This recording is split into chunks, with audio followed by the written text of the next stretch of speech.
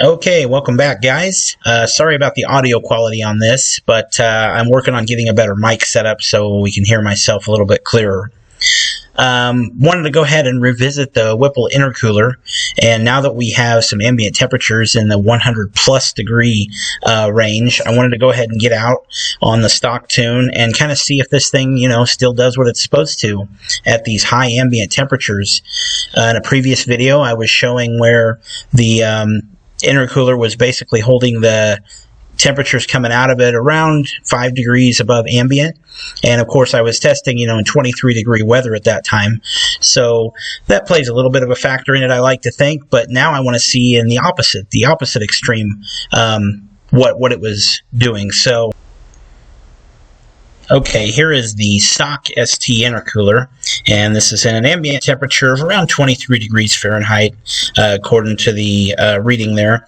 And you'll see quickly how fast the stock intercooler is just overwhelmed, even in those low ambient temperatures. This is from my previous video where I had highlighted right before the Whipple install, but you can see right here that by 80, 90 miles an hour, look at that temperature difference right there. I mean, there's 100 degrees over almost already. So stock intercooler, definitely inadequate. And so what I've done today is I went ahead and ran the vehicle in this 106 degrees that we're having now. And let me give a little bit of update on my gauge layout here. But this is IET, so that's at the air box. Manifold inlet is at the intake manifold, and then CAC out would be the air coming out of the intercooler going to the throttle body and intake manifold. So the difference between IET and CAC out is basically how efficient your intercooler is. And I'm going to go ahead and play this through at regular speed. This is a full quarter-mile pull, and just watch the CAC out here.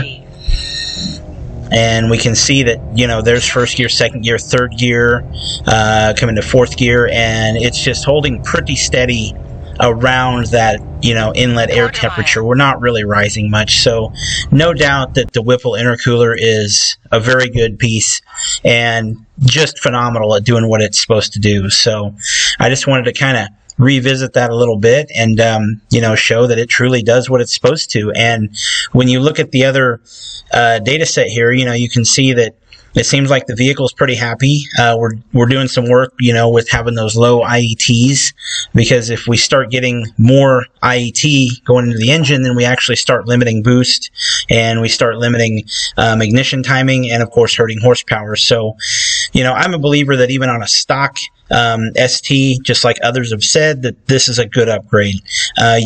Personally, I have not seen huge results on the Dragy times as far as when it's on the stock tune, but then again, I've never taken the stock intercooler and ran it on this much air temperature, and almost certainly looking in the tune, you're going to have some reduction in boost and power. So I can't for sure say that, but that's what I see by the data. But definitely a good piece. I just want to kind of revisit this and share my results.